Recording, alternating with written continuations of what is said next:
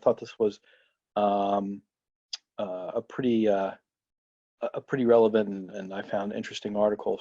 This is from the Journal of School Health, and this particular article was published last year in 2019. And so let me get out my in here. So this is entitled "Collaborative Care to Improve Access and Quality in School-Based Behavioral Health."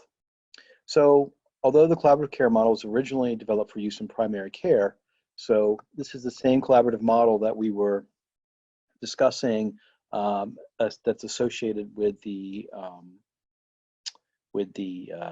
Medicare models for integrated care payments. So so this collaborative care model is essentially the same. I don't know if it's precisely the same, but the same concept.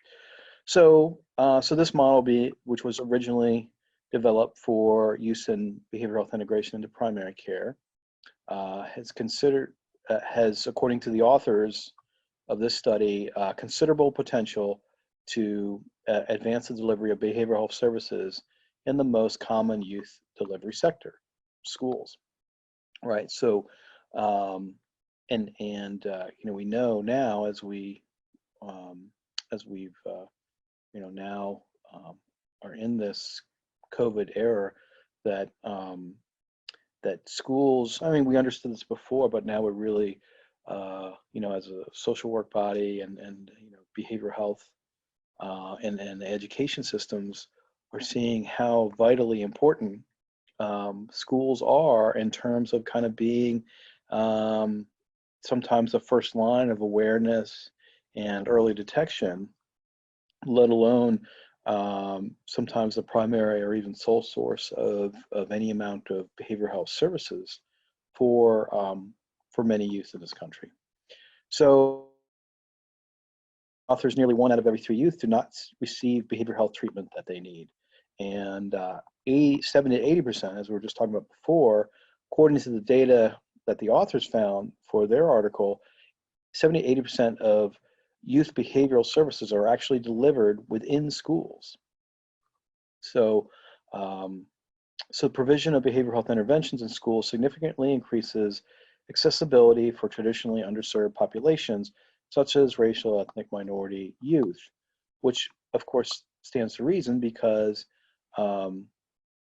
these underserved populations don't have the same access to behavioral health services as populations that are not underserved, right? Something we've talked about as you know, not just as a topic, but as a theme for this course. So for those who suffer most disproportionately from structural oppression, those youth are the ones who really rely on the schools most heavily for their source of behavioral health support.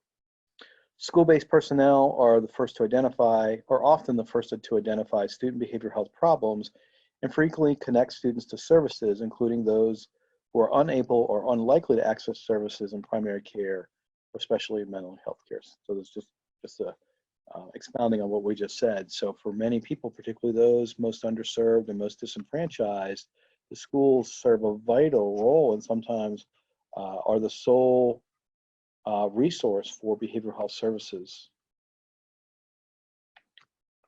So the authors go on to write that there's a need for integrated approaches to providing behavioral health services in schools that reduce service fragmentation and foster coordination between behavioral health personnel and school personnel, leading to improved social, emotional, behavioral, as well as academic outcomes.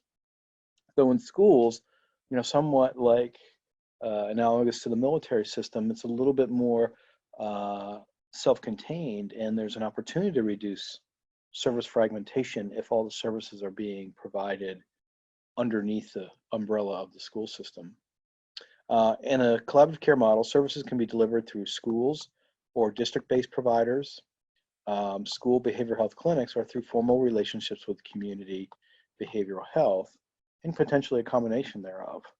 You know, one thing that the last time I did school social work, which was in Baltimore City now a number of years ago, one of the things that I kind of lamented was it seemed like there was um, little connection and kind of little importance on either side, the community or the school, pays to strengthen those relationships and those connections between the school and community behavioral health services.